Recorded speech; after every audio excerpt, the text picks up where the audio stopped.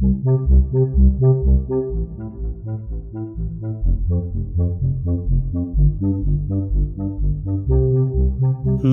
Buddhaya. Welcome to Monks in the Morning from Kalamo Dhamma Friends of Mahamevnawa. I'm so glad that you're joining us so we can spend time together now as Kalyanamitta. Do you remember that word Kalyanamitta? It means a special kind of friend who likes to help us practice the Supreme Buddha's teachings. Today, we're going to learn the next quality of the Supreme Buddha, Lokavidu. You know what language that word is from? Lokavidu? It's Pali language. That's the language that we chant in and learn the Buddha's teachings. Loka means world, and Vidu means knower. So the Supreme Buddha is knower of the worlds. We'll also chant the Lokavabodha Sutta. Now, there's that word again, Loka. Remember what it means? World. So this sutta is about the Supreme Buddha's realization of the nature of the world. Get your chanting book ready if you have one. Now let's go for refuge and take the 5 precepts. Sadhu, sadhu, sadhu. Say together with me. Namo tassa bhagavato arahato Samma sambuddhassa. Namo tassa bhagavato arahato Samma sambuddhassa. Namo tassa bhagavato arahato Samma sambuddhassa. Buddhaṃ saranang gacchāmi. Dhammaṃ saranang gacchāmi. Sanghaṃ saranang gacchāmi. Dutiyampi buddhaṃ saranang gacchāmi. Dutiyampi dhammaṃ saranang gacchāmi. Dutiyampi sanghaṃ saranang gacchāmi. Tatiyampi buddhaṃ saranang gacchāmi. Tatiyampi dhammaṃ saranang gacchāmi. Tatiyampi sanghaṃ saranang gacchāmi. Sadhu, sadhu, sadhu. Now to observe the 5 precepts, say after me. Say loudly. I observe the precept of abstaining from killing beings. I observe the precept of abstaining from stealing. I observe the precept of abstaining from sexual misconduct. I observe the precept of abstaining from telling lies. I observe the precept of abstaining from taking intoxicating drinks and drugs. I follow these precepts for happiness in this life for rebirth in heaven, and to realize the Four Noble Truths. In this Gautama Buddha's dispensation, sadhu, sadhu, sadhu. Paritta chanting, Lokavabodha Sutta, the discourse about realizing the world. If you have a copy of the chanting book, turn to page 10. This is a beautiful sutta that helps us understand the Supreme Buddha's amazing enlightenment. We can find it in the Itipiso. That's a collection in the Khuddaka Nikaya. It's the very last sutta, number 112 in the Itipiso. Now let's chant together in English. Namo tassa bhagavato arahato samma sambuddhassa. Namo tassa bhagavato arahato samma sambuddhassa. Namo tassa bhagavato arahato samma sambuddhassa. This discourse was taught by the Blessed One, taught by the Arahant, the fully enlightened Supreme Buddha.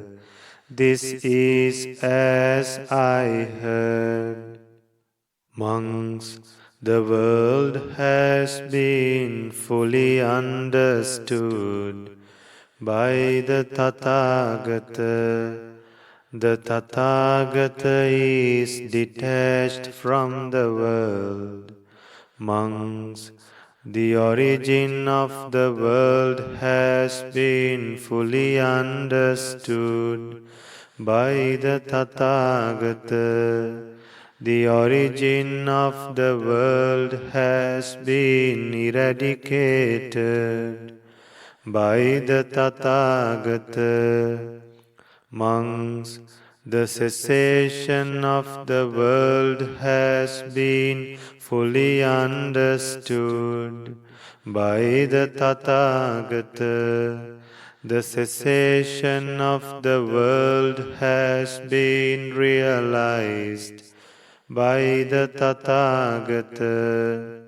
Monks, the way leading to the cessation of the world has been fully understood by the Tathagata. The way leading to the cessation of the world has been developed by the Tathagata. Monks, in the world with its devas, maras and brahmas, with its recluses and brahmins, in this whole generation, with its devas and humans, whatever is seen, heard, smelled, tasted, touched, cognized, attained, sought, and reflected upon by the mind, that is fully understood by the Tathagata. Therefore he is called the Tathagata. Monks, from the night when the Tathagata awakens to unsurpassed full enlightenment, until the night when he passes away into the Nibbana element with no residue left. During that time period, whatever he speaks, utters and explains all that is just so, and not otherwise. Therefore he is called the Tathagata. Monks, whatever way the Tathagata speaks, that is exactly the way the Tathagata acts. Whatever way the Tathagata acts, that is exactly the way the Tathagata speaks. In this way the Tathagata acts as he speaks, and speaks as he acts. Therefore he is called the Tathagata. Monks, in the world with its devas, maras and brahmas, with its recluses and brahmins, in this whole generation, with its devas and humans, the Tathagata is the conqueror of all, unvanquished, the one who realized everything, the one who took everything under his control. Therefore he is called the Tathagata. This is the meaning of what the Blessed One said. So with regard to this it was said, having realized the whole world and the true nature of the whole world, the Tathagata is detached from the world and has abandoned desire for the whole world. The all-conquering wise sage, freed from every bond, is the Blessed One. The Buddha has reached that perfect peace, Nibbana, which is free from fear. The Buddha is freed from all taints, and freed from all suffering, with doubts destroyed, reach the destruction of all karma, liberated by the destruction of unwholesomeness. The Enlightened One, the Blessed One, the unsurpassed Lion King, giving happiness to the world of devas and humans, turns the noble wheel of Dhamma. Thus wise devas and humans went for refuge to the Buddha, and on meeting him they pay homage. The greatest one, the all-seeing hero, the Blessed One is perfectly tamed. Of those who tame, he is the best. The Blessed One is perfectly calmed. Of those who calm others, he is the seer. The Blessed One is freed from suffering. Of those who free others, he is the foremost. The Blessed One crossed over samsara. Of those who help others to cross, he is the chief. Thus devas and humans pay homage to the greatest one, to the all-seeing hero, saying in the world together with its devas, there is no one equaling you. You are the unique supreme teacher. This too is the meaning of what was said by the Blessed One. This is exactly as I heard. Etena saccena suvatti hotu. By this truth, may there be well-being. Sadhu, sadhu, sadhu.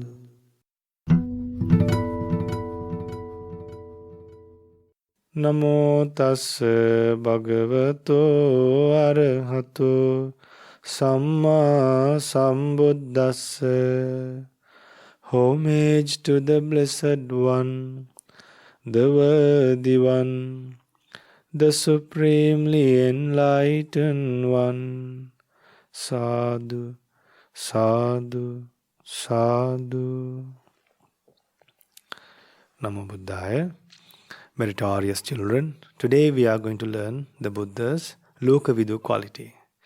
The Blessed One, he escaped from all the worlds. He understood all the worlds and escaped from all the worlds. That's why we call the Blessed One. And that's why the Blessed One is Lokavidu. So, Blessed One escaped from all the worlds. Actually, what are those worlds? The Blessed One escaped from the hell. He was not reborn in the hell. The Blessed One was not born anymore in the animal world. After he became a Buddha, the nature or else the chance to be born as an animal in a future birth was totally abandoned. Then he escaped from the ghost world. Then the Blessed One escaped from the human world also. Now children, human world is a mixture of happiness and suffering both. Then the Blessed One escaped from divine worlds also. Now divine worlds are better than human worlds. But the danger is even divine worlds are impermanent. Then there are Brahma worlds. Even Brahma worlds are also impermanent. The life in a Brahma world is also impermanent. But there's one thing that you can reach forever and will not decline. That is Nibbana. Once you attain Nibbana, that's where you eradicate all the defilements, abandon lust, anger and delusion, and then finally you reach to Mahaparinibbana. That is the passing away forever.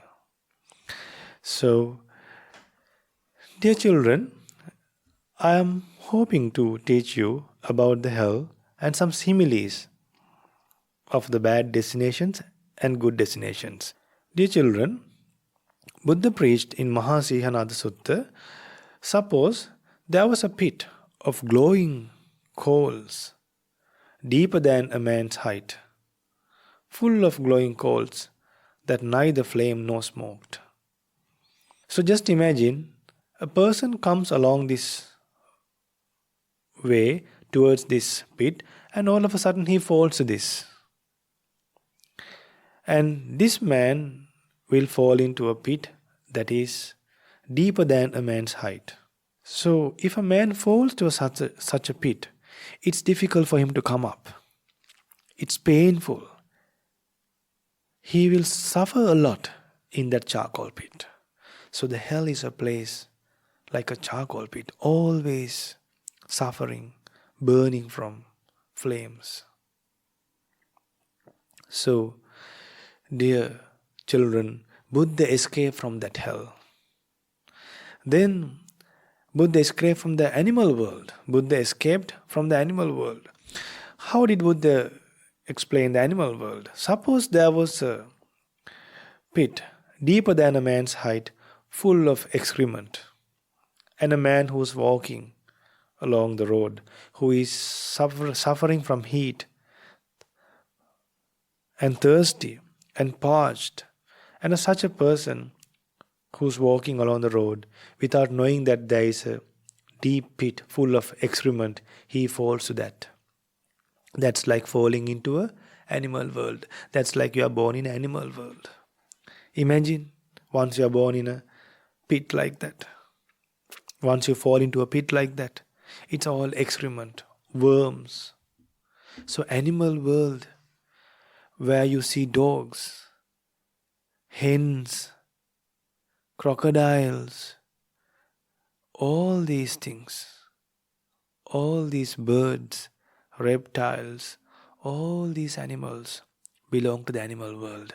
Once you are born in the animal world, children, remember one thing: no wholesome deeds, no meditation, no protecting precepts. Animals survive eating other animals' flesh.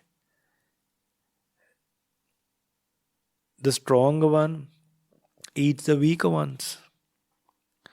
So the weaker ones are always disturbed by the stronger ones. That's the nature of the animal world. So Buddha escaped from that animal world forever. That's why we call him Lokavidu. Then children, the ghost world. The ghost world, how does the Buddha explain about the ghost world? Suppose there was a tree growing on a dry ground. Imagine a person walking along a dry area on a desert, and he finds a tree, but there's no foliages, no leaves, a dry tree, and a person who is thirsty, who is tired, who's looking for a shelter. Finally, since there's no other place, he sits down under that tree. But is there a shelter? No. So this ghost world is like a tree where there's no leaves. And that person is sitting there after coming on a journey where there's no water, in a very warm environment. Just imagine what he gets. He has been suffering all the time, and what he gets is also under a tree where there's no leaves, no shelter. Then the Blessed One explains about the human world. That's where we're living. That's where we're living right now. The human world, the Buddha explains, suppose there was a tree growing on a smooth ground with a lot of leaves on it, dense shade. Then a person comes struggling in the oppressive heat, very thirsty and parched. So then he sees this beautiful tree and he sits there. So this human world is like that. So Buddha escaped. Now for a person who has been very thirsty and suffering from heat for a long time, just a tree, would it be enough? No, he needs water. He needs a place to sleep. So human world, we don't have the full protection, children. Only from Nibbana we can gain the full protection. Having a life in human world is not the final protection. That's why we should try to obtain something more than this human life. That is Nibbana. So we have already obtained a human life. Now it's our responsibility to follow the Buddha's teachings and seek happiness. Find the path to Nibbana from the Buddha's teachings and fulfill that path. Then the Blessed One explained about divine worlds. Suppose there was a house, there was a mansion, 7 stories. And just imagine, then a person comes struggling in the oppressive heat, very thirsty and parched. But the path that person heading is to a huge mansion where he can go to that mansion and then go to the mansion and eat, and then he could rest in that mansion. So divine world is like a mansion, like a house. So then Buddha explains about Nibbana. Suppose there was a lotus pond with clear, sweet, cool water, clean, with smooth banks, delightful. And nearby was a dark forest grove. Then along a person comes, struggling in the oppressive heat, very thirsty and parched. But then he is going to a beautiful forest where there are trees, where there are ponds, and where it is peaceful. So Nibbana is the last thing that we should attain, where you attain the blissful state in life. So then the man, once he goes to a pond, he will bathe, he will drink as much as possible water, and then he will enjoy in that place, in a cool place. So children, the Blessed One escaped from all the worlds. He understood the nature of all the worlds, and also he escaped from all the worlds.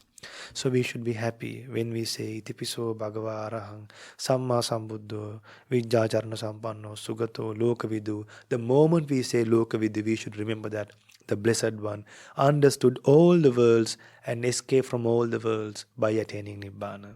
So now you know the similes for all these worlds. So may you have the opportunity to realize the Buddha's teachings and understand the nature of a Buddha, the qualities of the Buddha, and think of those qualities and gain happiness to your lives and realize the Four Noble Truths. And think the Buddha's qualities and realize the Four Noble Truths in this Gautama Buddha's dispensation. Sadhu, sadhu, sadhu. We're so happy you were able to join us today. We hope that you learned something new, and we really hope that you can use what you learned as you go about the rest of your day. Do you remember the quality of the Supreme Buddha that we learned? Lokavidu. And do you remember each of the similes for the different worlds? How about the hell realm? It was a burning charcoal pit. And the animal world? It was a pit full of excrement. The ghost world? A tree with no shade. The human world? A tree with shade. The heavenly worlds? A beautiful palace. And Nibbana? Now that's not a world like the others, but the Supreme Buddha gave a simile. A tree by a beautiful pond where we can find perfect rest and happiness.